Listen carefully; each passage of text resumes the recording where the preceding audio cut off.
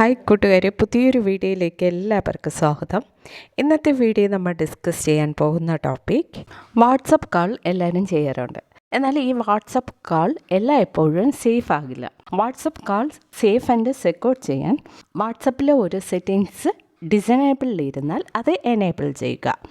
അതിനെക്കുറിച്ചാണ് ഈ വീഡിയോ നമ്മൾ ഡിസ്കസ് ചെയ്യുന്നത്.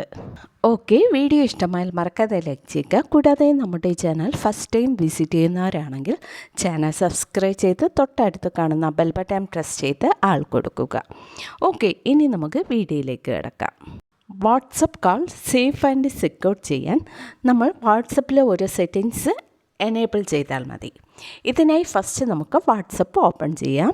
അടുത്തതായി വാട്സപ്പ് ഹോം പേജിൽ മുകളിലായി കാണുന്ന 3 ഡോട്ട് സിമ്പിൾ ക്ലിക്ക് ചെയ്യുക. നെക്സ്റ്റ് സെറ്റിങ്സ് ഓപ്ഷൻ സെലക്ട് ചെയ്യുക.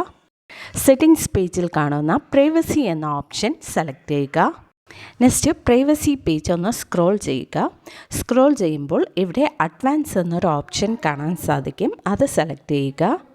ഇപ്പോൾ നെക്സ്റ്റ് പേജ് ഓപ്പൺ ആയിട്ടുണ്ട്.